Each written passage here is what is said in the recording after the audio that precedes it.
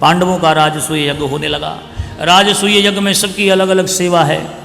दुर्योधन को सेवा दी गई, कर्ण को सेवा दी गई दान करने की, क्योंकि दुर्योधन पांडवों से बैर रखते थे, इसलिए भैया जो बैरी होगा वो ज़्यादा दान करेगा। ठाकुर जी बोले जितना दान हो बढ़िया बात है। दान करने के लिए ऐसे व्यक्ति का चुनाव करना चाहिए जो लुटाए, जिसका मन कृपण ना हो, जो कंजूस ना हो, लुटाए, ऐसा व्यक्ति होना चाहिए। ऐसा नहीं होना चाहिए जो बचाए। पर हम लोग जब दान देने की बात आती है ना, तो ऐसे आदमी को लगाते हैं दान देने में जो कृपण हो, कंजूस हो, चुन चुन करके गिन गिन करके दान करे। दान तो खुले हाथों से होना चाहिए। दान की बड़ी महिमा है प्यारे। दान देने से धन बढ़ता है। किया नहीं तो करके देख लो। अगर नहीं किया है ना तो करके देखो। दान करने से धन बढ़ता है। दान कौन करेगा? सीधी सी बात है, कोई टेढ़ा सूत्र नहीं है इसमें, एकदम सीधा सा है। दान कौन करेगा? जिसके पास होगा। जिसके पास होगा ही नहीं वो दान कहाँ से करेगा? और होगा कब? जब ठाकुर जी दे रहे हैं। तो दान करोगे तो दुगना होगा, तिगना होगा, 10 गुना होगा, बढ़ेगा। बढ़ेगा तो और दान करो। पर हम लोग ऐसे हैं, दान करते भी हैं, जब बढ़ जाए तो फिर भूल भी जाते हैं। बढ़ जाए तो फिर मन कृपण हो जाता है। जैसे जैसे धन बढ़ता रहेगा मन कंजूस होता जाएगा,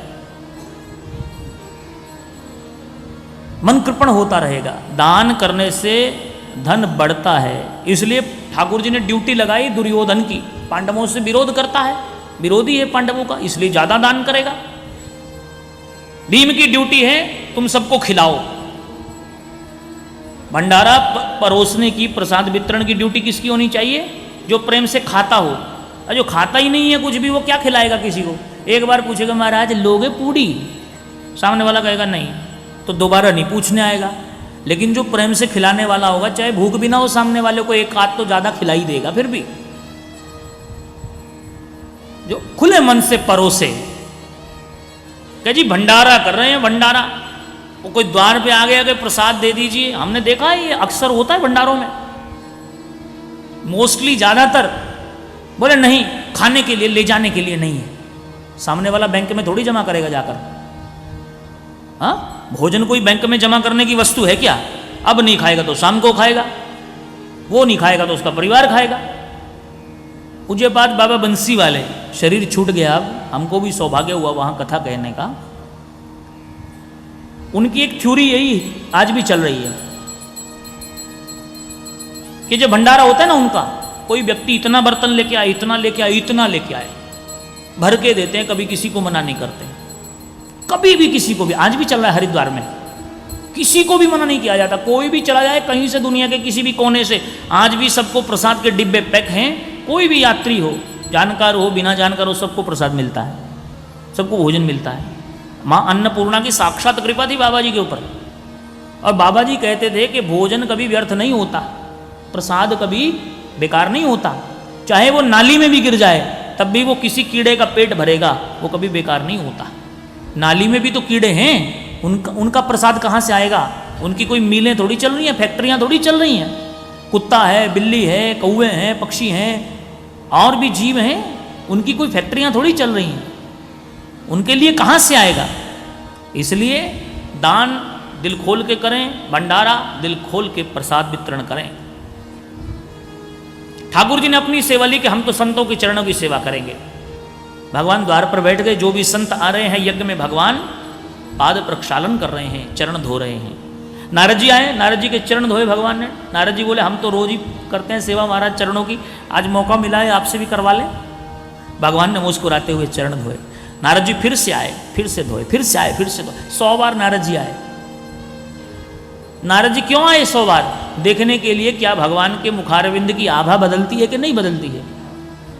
लेकिन भगवान जैसे पहली बार में नारद जी के चरण मुस्कुराते हुए धोए, वैसे ही 100वीं बार में भी गोविंद ने नारद जी के चरण मुस्कुराते हुए धोए। भगवान ने क्रोध को जीता है।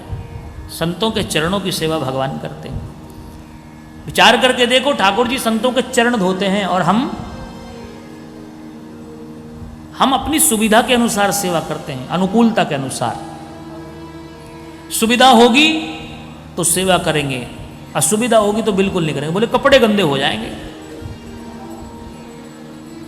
कपड़ों की चिंता पहले है, उस कार्य से जो पुण्य मिलेगा उसकी कीमत नहीं जानते, कपड़ों की चिंता पहले करते हैं।